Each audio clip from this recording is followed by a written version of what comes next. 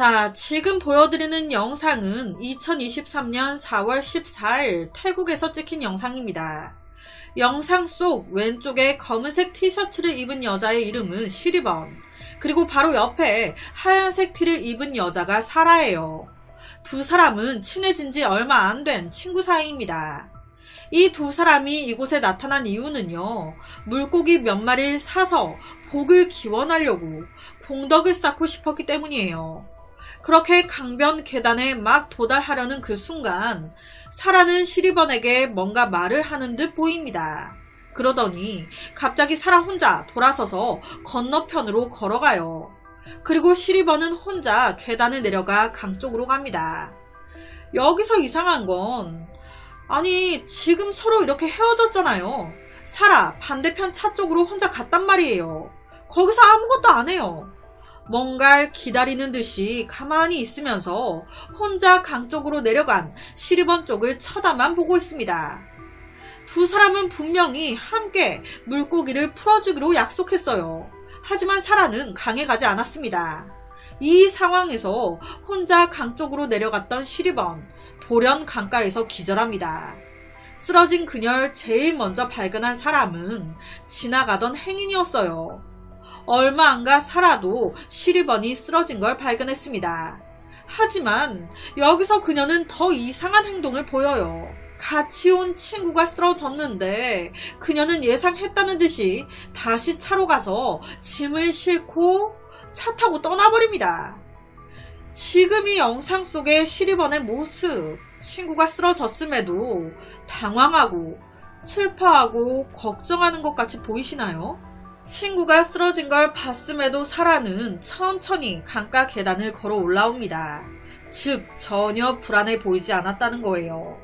정상적인 친구라면 울고 불고 적어도 그 현장을 떠나진 않을 텐데, 결론적으로 이 시리번 심장마비로 사망했습니다. 시리번의 사망 소식을 들은 가족들은요, 이 상황을 이해할 수가 없었어요. 왜냐? 우리 딸 너무 건강했거든. 심장마비? 심장에 전혀 이상이 없던 앤데. 이 사건이 언론 보도와 함께 제일 처음 보여드렸던 이 영상까지 퍼지기 시작하면서 사람들 사이에서 엄청 화제가 됐습니다. 경찰은 현장을 수색하면서 시리번이 사망한 후 그녀의 자동차와 명품 가방, 그리고 휴대폰과 약 5만 바트의 돈이 사라진 걸 확인했습니다.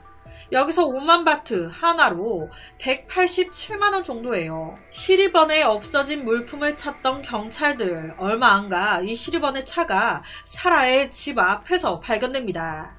이게 왜 이렇게 된 거냐면, 그날 시리번이 먼저 자기 차를 타고 공덕을 쌓겠다면서 사라 집을 왔던 거예요. 그래서 둘이 같이 시리번의 차를 타고 강에 왔다가 이 사단이 났던 겁니다. 그래도 이해가 안 되죠. 그럼 차 주인인 시리번이 쓰러져 있는데 그걸 봐놓고도 태연하게 자기 차도 아닌 시리번의 차를 다시 몰고 자기 집으로 갔다는 거야? 여튼 차는 발견됐지만 휴대폰과 사라진 돈, 그리고 명품 가방은 끝내 발견되지 않았어요. 당연히 강력한 용의자는 사라져. 제일 의문점, 경찰은 물었어요. 도대체 친구가 쓰러져 있는데 왜 그냥 간 거예요? 이에 대한 사라의 답은요, 그날 갑자기 더 급한 일이 생각나서. 솔직히 그때 저 말고도 시리번 옆에 많은 분들이 시리번을 도와주고 계셨고, 굳이 제가 있는다고 해서 크게 도움이 될 것 같지도 않고, 그래서 저도요, 저를 의심하는 사람들한테 꼭 이 말 해주고 싶어요. 저는 시리번의 죽음과 아무런 상관이 없습니다. 내가 시리번을 죽였다는 얼토당토 않는 얘기들, 저는요 시리번을 죽일 이유가 없어요 라고 말했습니다. 바로 시리번 부검에 들어갔습니다. 하지만 부검에서도 이상한 점은 발견되지 않아요. 그리고 영상 속에서도 이 두 사람 크게 다툼이라든지 갈등이 있어 보이진 않습니다. 그래서 경찰은 사라와 이 사건 관련이 없다고 판단, 우선 풀어줘요. 그렇게 일주일의 시간이 흘렀습니다. 이 일주일 시간 동안 경찰은 많은 사람들에게 굉장히 이상한 제보를 많이 받았어요. 나 사라라는 저 여자 알고 있다고. 좀 더 정확히는 우리 누나가 저 여자와 아는 사이였는데, 혹은 우리 오빠가, 혹은 우리 엄마가 저 여자와 아는 사이였는데 다 죽었다고. 당시 이렇게 제보가 들어온 사람만 14명이었습니다. 이들은 모두 사라와 연관이 있었고 군인과 경찰관도 있었어요. 그렇다면 이 사라는 어떤 여자인 걸까요? 만약 그녀가 죽였다면 살해 동기는? 그리고 어떻게 했길래 이 많은 사람들이 자연사로 죽은 것처럼 보이게 만든 걸까? 우선 사라는 사건 당시 36살이었습니다. 임신 4개월째였어요. 그녀는 대학교를 졸업하고 보험사에서 일을 하고 있었습니다. 일하면서나 학교 다니면서나 특별히 이상한 건 없었대요. 그러다 그녀는 중령 계급의 군인과 결혼해 자녀를 낳게 되는데 이후부터 자연적으로 전업주부가 되죠. 하지만 얼마 안 가 이혼합니다. 이 이혼이요, 다른 이혼과는 달랐어요. 정말 말만 이혼일 뿐 여전히 이 둘은 함께 살고 있었습니다. 자기들 말로는 아이들 때문에. 당시 13살, 10살이었던 딸과 아들을 돌보기 위해서 이혼 신고만 했을 뿐 같이 살고 있었다고. 하지만 서로 사생활 터치는 하지 않았던 것 같아요. 이런 상황에서 사라, 남자친구를 사귀었거든요. 그러니까 제가 앞서 그랬잖아요. 사건 당시 사라 임신 4개월이었다고. 그 뱃속의 아기, 새 남자친구의 아기였던 거예요. 그런데 이 남자친구 2023년 3월 12일 사건 발생 거진 한 달 전에 돌연 사망해버립니다. 그것도 사라 본인 생일날 죽었대요. 사라 생일날. 사라가 자기 생일이라고 이때도 둘이 공덕 쌓고 오자고 절에 갔던 거예요. 그런데 이상하게 절에 갔다가 집에 오자마자 이 남자친구가 구토를 막 하더니 의식이 없더니 죽어버렸다고. 이때 그의 곁에 있던 사람은 사라였습니다. 이 남자친구 사망 때는 사라 크게 의심 안 받았어요.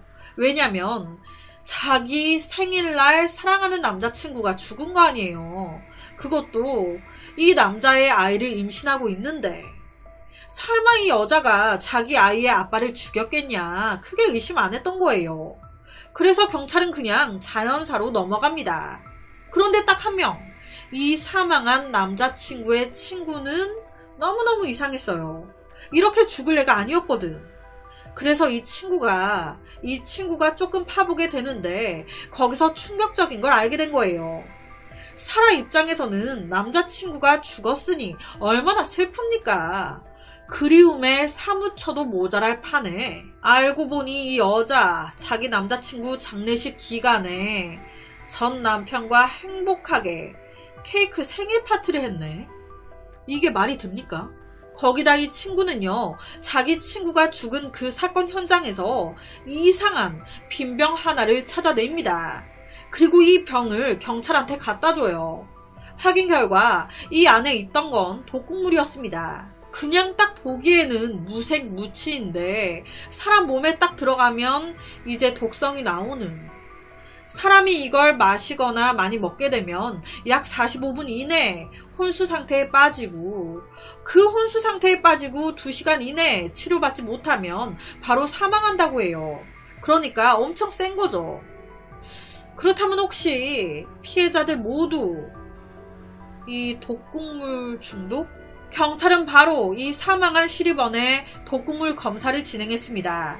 그 결과 엄청 소량의 독극물 잔류물이 발견돼요. 이 독극물이요, 사람 몸에 들어가고 24시간 이내에 부검하거나 하지 않으면 80%가 몸에서 없어진대요.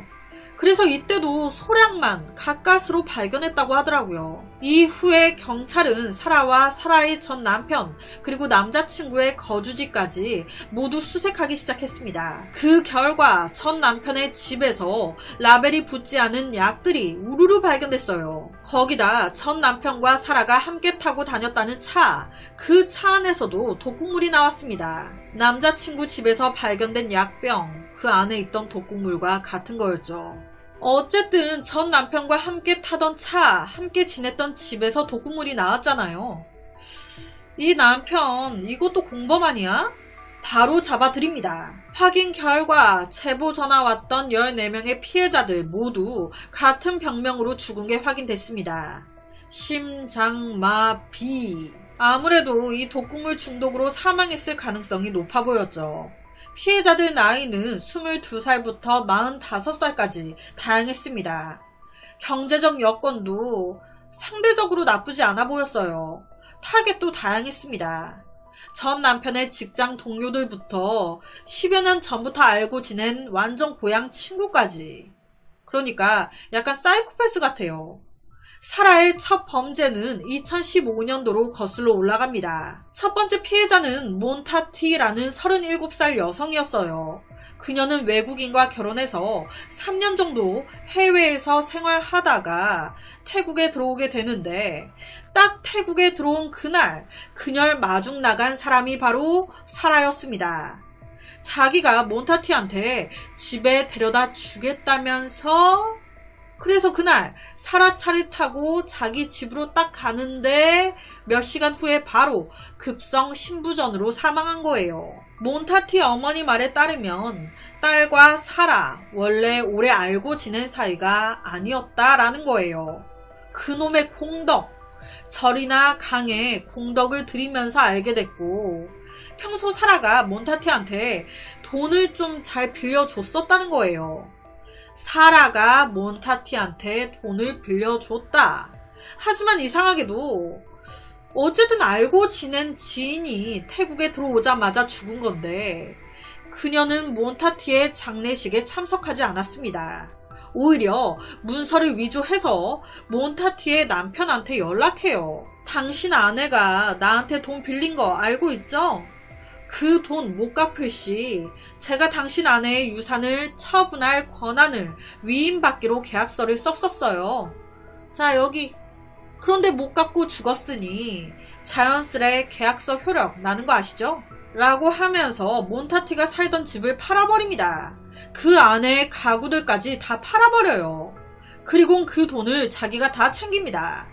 와... 이 사실을 알게 된 경찰은요, 바로 사라와 그녀의 전 남편 경제 재정 상태를 조사하기 시작했습니다. 그랬더니 이들 빚을 엄청 지고 있네. 돈이 어디로 어떻게 돌아가고 있나 봤더니 여러 사람한테 돈을 막 송금하고 있었네. 신기하게도 이 사라가 돈을 막 보냈던 사람들 중에 경찰에 제보 전화 해줬었던 피해자 14명, 이 사람들도 포함되어 있네. 아니 실질적으로는 더 많았습니다. 이 14명 포함 총 20명한테 어마어마한 돈을 사라가 자주 이체했었다는 게 확인된 거예요. 총 20명한테 송금했는데 이 20명이 다 죽었구나. 모두 다 심장마비로. 경찰은 피해자가 더 있을 것으로 추정했습니다. 이 사건이 태국 언론에 엄청 보도가 된 거예요. 그러면서 얼마 안 가 한 여자가 경찰서를 찾아옵니다. 자기도 사라한테 죽을 뻔했었다고. 이 여성의 이름은 칸디마. 자기 남편이 사라의 전 남편이 있죠.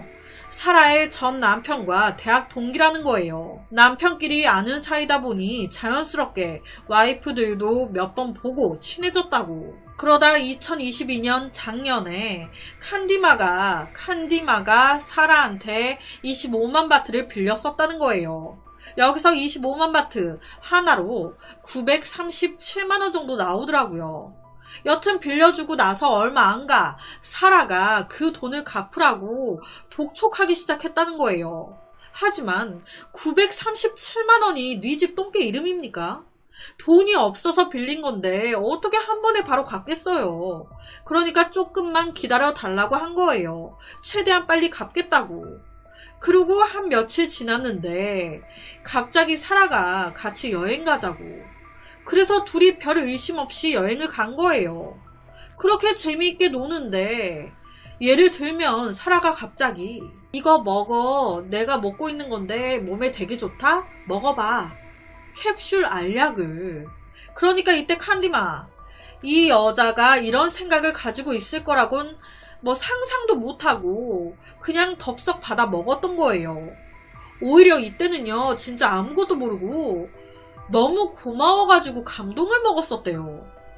약을 먹은 후 둘은 바로 근처 쇼핑몰에 가서 밥을 먹었고 그렇게 숙소로 돌아가는데 갑자기 칸디마 자신의 그 손가락이 빳빳해지면서 숨 쉬는 게 좀 전보다 불편해졌다는 걸 바로 느낀 거예요.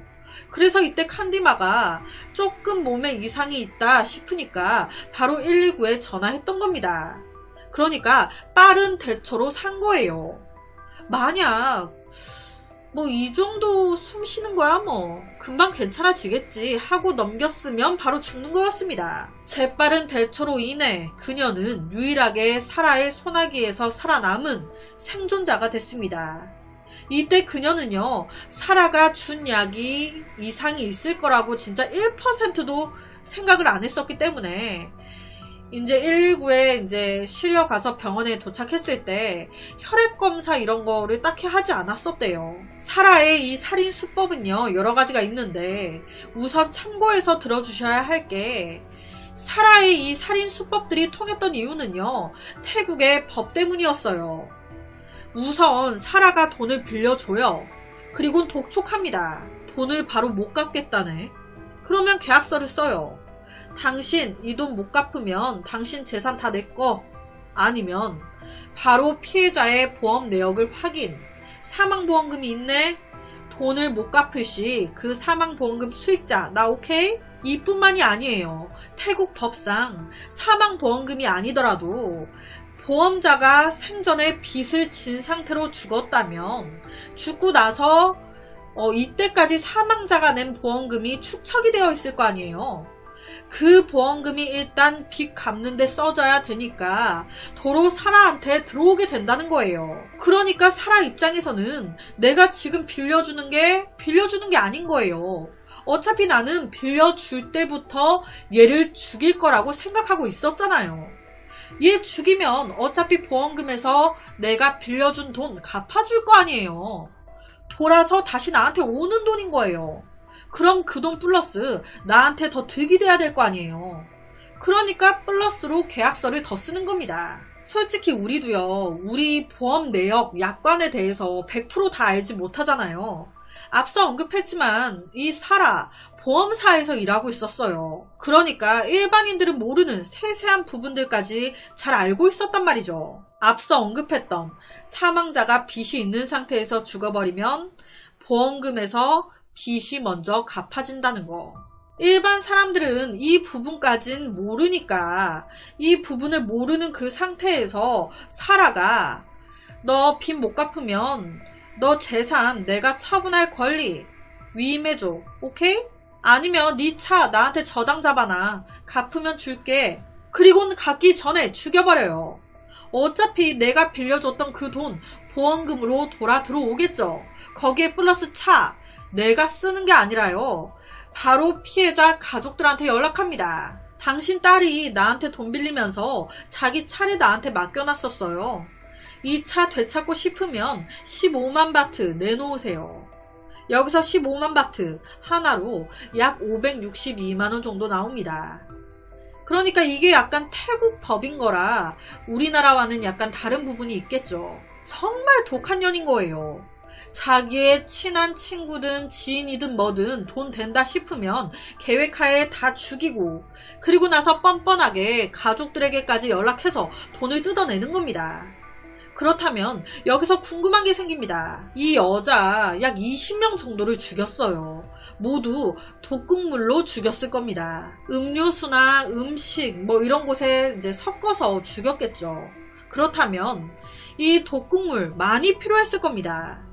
이거 다 어디서 난 걸까요? 조사 결과 방콕 공항 인근의 화학 공장에서 인터넷으로 이 독극물을 팔고 있었던 거예요. 경찰이 현장 습격해서 보니까 판매 청구서에 지난 몇 년 동안 독극물이 1,500병 이상 팔렸네. 1,500병 이상. 거기다 더 대박인 게 이걸 사간 사람 중에 엄청난 몸값을 자랑하는 엄청 유명한 태국 스타도 속해 있네.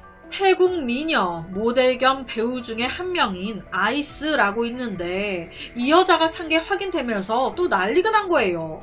이거 왜 샀냐? 자기 말로는 그래요. 자기 집에 뱀, 곤충, 개미, 쥐까지 너무 나와서 이걸 먹여 죽이려고 했다고. 이 독극물로 해결하고 싶었다고. 뭐 믿거나 말거나죠. 여튼 독극물이 너무 많이 팔렸어요. 생각만 해도 끔찍합니다. 여기서 또 한 가지 의문점이 생깁니다. 피해자가 20명이에요. 확인된 것만. 더 있을 가능성이 있습니다. 그렇다면 이 20명을 이 여자 혼자 죽인 걸까요? 공범이 따로 또 있지 않을까? 혼자 했다기에는 피해자가 너무 많으니까. 이 사라가 살던 집과 사라가 쓰던 차에서 약물 나왔죠. 그런데 그 집과 차를 전 남편도 같이 쓴 게 확인되면서 전 남편 공범으로 체포됐습니다. 플러스 이 사라의 여동생도 공범으로 체포돼요. 왜냐? 여동생 집에서 독극물 플러스 마약 플러스 알 수 없는 약물이 엄청 나온 거예요. 거기에 플러스 사라의 친구 한 명이 최소 3년 전부터 온라인으로 독극물 구매하는 걸 도와줬었다는 게 확인됐습니다. 이 친구뿐만이 아니에요. 사라의 변호사도 체포됩니다. 죄명은 공범 혐의로. 알고 보니까 사라가 혹여나 피해자 가족에게 소송이 걸린다, 고소당했다 그러면 사라가 형벌을 피할 수 있도록 거짓 증거를 제공해주고 말도 안 되는 주장을 하면서 도와줬던 거예요, 이 여자가. 사실 이 사건의 발단은요, 시리번의 죽음이었습니다. 이거 조사하면서 제보들이 들어왔고 하나 둘 밝혀진 거잖아요. 이에 대해서 공범 변호사는요, 당신들이 아무리 사라를 집어쳐 넣으려고 해도 못 집어넣을 거야. 절대. 심지어 사라가 자신의 죄를 인정하지도 않을걸? 봐봐요. 지금부터 80일 안에 사라 보석으로 풀려날 겁니다. 아주 자신있게 이렇게 얘기한 거예요. 그래서 실제 경찰이 엄청 당황을 했었대요. 딱 봐도 뭔가 믿는 구석이 있어 보이잖아요. 지금 현재 증거로는 사라 100% 유죄 선고 떨어질 건데 계획적으로 죽였다는 증거 너무 충분한데 왜 이렇게 자신감이 있는 걸까? 그냥 쓸데없는 허풍인 걸까요? 사라는 맨 처음 체포됐을 때 자신의 죄를 인정했습니다. 죄송합니다. 제가 돈 욕심에 죽였어요. 하지만 갑자기 또 다른 말을 합니다. 시리번이 독극물을 자기한테 달라고 했다고. 같이 죽을까 싶어 자기도 먹는다 했는데 시리번이 자기만 달라고 했다고. 그리고 그때 사용한 독극물은요, 인터넷에서 산 게 아닌 죽은 내 남자친구 거예요.